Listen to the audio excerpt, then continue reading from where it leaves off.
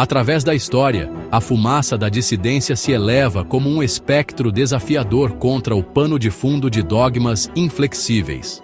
Conheça as histórias de quem ousou desafiar o dogma e pagou com a vida. Homens e mulheres, comuns em sua humanidade, mas extraordinários em sua coragem, ousaram questionar, desafiar e imaginar um mundo diferente daquele que lhes era imposto. Essas almas valentes, armadas com nada mais do que convicção e ideias, enfrentaram a ira da Igreja e do Estado, tornando-se vítimas de tribunais eclesiásticos e inquisitoriais. Suas vozes foram silenciadas pelas chamas da fogueira, seus corpos consumidos, mas seus legados, como brasas persistentes, continuariam a arder, inspirando gerações futuras a questionar, resistir e lutar por um futuro mais livre. No vasto palco cósmico, onde estrelas nascem e galáxias giram, Giordano Bruno ousou sonhar com um universo infinito, ao defender a ideia de um universo infinito, o que na época foi uma bomba filosófica e teológica. Ele dizia que existiam inúmeros mundos como a Terra, orbitando outras estrelas, o que ele já via como sóis, e que a criação era infinita. Um universo em que a Terra não era o centro, mas apenas um pequeno palco em um drama cósmico sem limites. Ele dizia que o universo não tem centro, nem a Terra, nem o Sol, que existem infinitos mundos habitados, que Deus é uma presença infinita e está em tudo. Ele era um neoplatônico misturado com misticismo hermético, e que a infinitude do universo refletia a infinitude divina. Seus escritos impregnados de misticismo e filosofia desafiaram os ensinamentos da Igreja, proclamando a existência de infinitos mundos e sóis. A Inquisição, com sua teia de ortodoxia, não toleraria tal heresia. Por 8 longos anos, Bruno suportou tortura e o confinamento frio e úmido de uma cela romana, sua mente e espírito inabaláveis.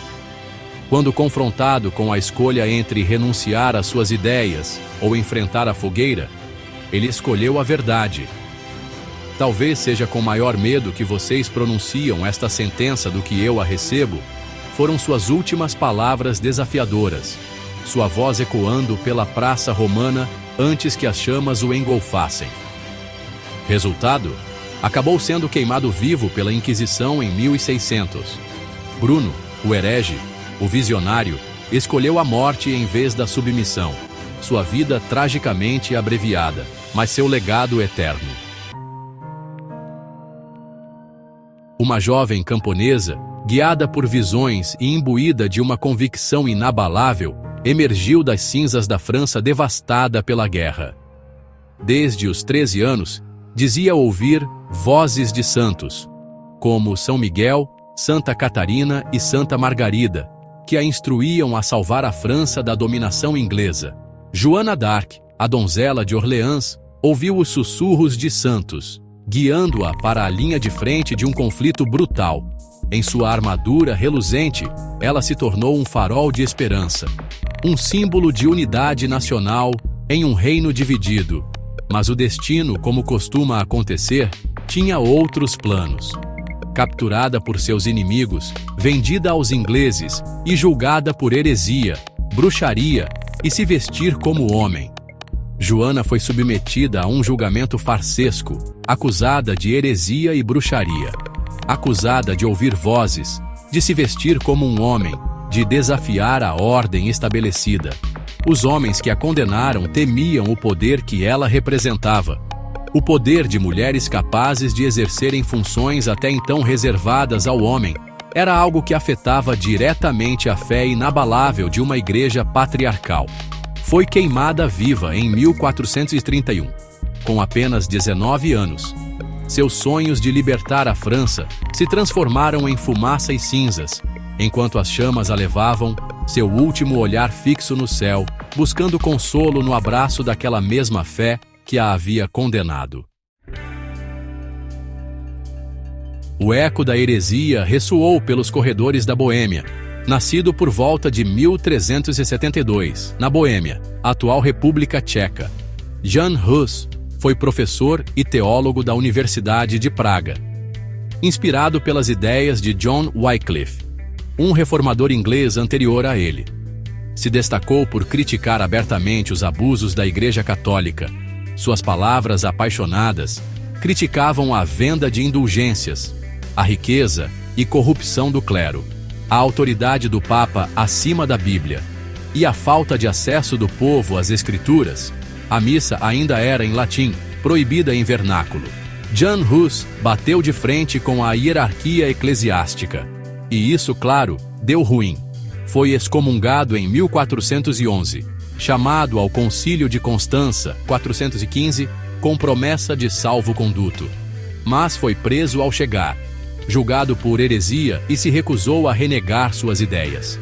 Foi queimado vivo em 6 de julho de 1415, com as palavras: "Prefiro morrer com a verdade do que viver na mentira." Ele ousou desafiar a autoridade absoluta da Igreja, questionando sua riqueza, sua corrupção e sua interpretação das Escrituras. Hus defendia uma igreja para as pessoas, uma igreja despojada de luxo e ostentação, onde a palavra de Deus, não os decretos papais, reinava supremo.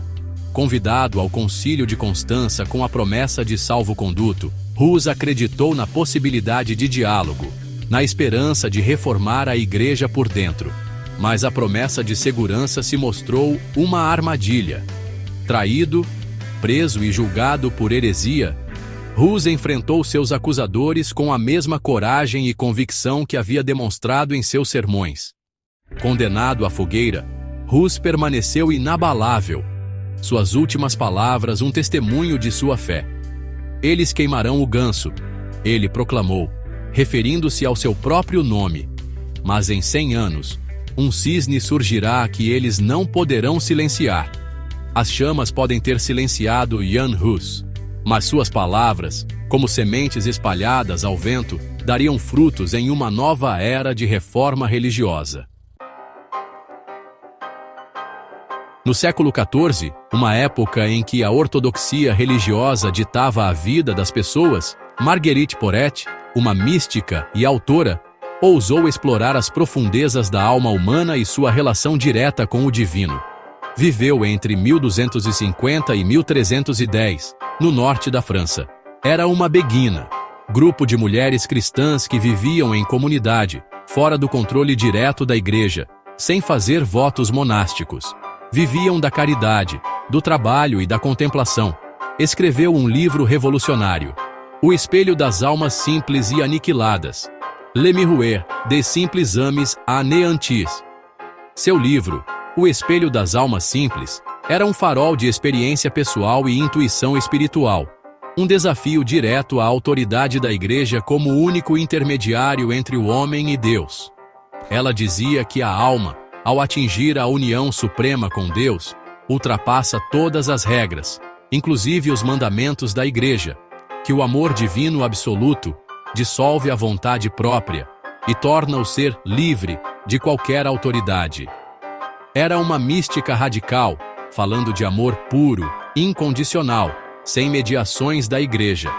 E isso era perigoso, porque o que ela sugeria era que a alma iluminada não precisava mais da Igreja para se salvar. Por suas palavras ousadas, Porete foi considerada uma ameaça, seus escritos um desafio direto à ordem estabelecida. O livro foi condenado como herético. Ela recusou-se a negar suas ideias, mesmo sendo presa e interrogada por anos. Em 1310, foi queimada viva em Paris, como herege. Recusando-se a renunciar às suas crenças ou se defender perante um tribunal que ela considerava inadequado para julgar sua experiência espiritual, Porete permaneceu fiel à sua verdade interior. Condenada como herege relapsa, ela foi queimada na fogueira em 1310, sua voz silenciada, mas suas palavras ecoando através dos séculos, inspirando buscadores espirituais a confiarem em sua própria experiência direta do divino.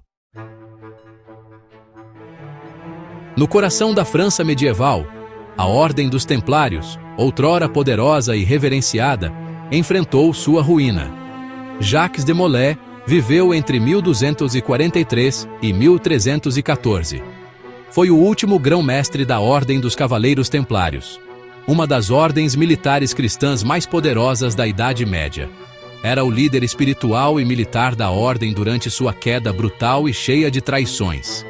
Sofreu acusações de heresia, blasfêmia e práticas obscuras. Mas a verdade é que, criados no século XII, durante as Cruzadas, para proteger peregrinos cristãos na Terra Santa, os templários acumularam muito poder e riqueza.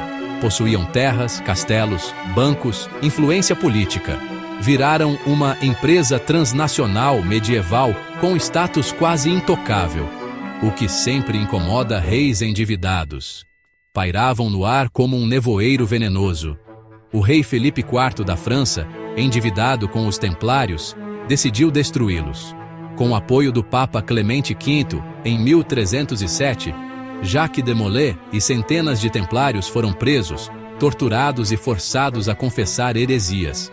Acusados de adorar ídolos, cuspir na cruz e praticar rituais secretos, boa parte provavelmente forjada. A ordem foi dissolvida oficialmente em 1312 e seus bens confiscados. Uma traição orquestrada pelo rei Filipe IV, sedento pelo tesouro dos templários. Jacques de Molay, o último grão-mestre da ordem, após anos de prisão e retratações forçadas, Jacques de Molay foi queimado vivo em Paris junto com outro templário, Geoffroy de Charnay. Antes de morrer, dizem que lançou uma maldição contra o Papa e o rei, convocando-os a comparecer diante de Deus em breve. Curiosamente, o Papa morreu um mês depois e o rei no mesmo ano. Foi preso, torturado e forçado a confessar crimes que ele jurava serem falsos. Virou símbolo de lealdade, honra e traição política. Inspirou teorias sobre tesouros templários ocultos, linhagens sagradas e até está na base da mitologia dos maçons. Na cultura pop, ele aparece em livros tipo O Código da Vinci, games como Assassin's Creed e séries tipo Nightfall. As chamas da fogueira se apagaram há muito tempo, mas as histórias daqueles que sofreram por suas crenças continuam a nos assombrar. Seus nomes, gravados nos anais da história, servem como um lembrete constante do preço da dissidência, da importância da liberdade de pensamento e da busca incessante pela verdade. Mas a história da heresia não termina aqui. Já outros escaparam da fogueira por um triz. Suas histórias, repletas de perigo, intriga e coragem inabalável, aguardam para serem contadas. Mas essa é uma história para outro vídeo. Se você gosta desse conteúdo histórico-filosófico, curta, comente sua dúvida, compartilhe com seu colega e se inscreva no canal. Obrigado e até a próxima.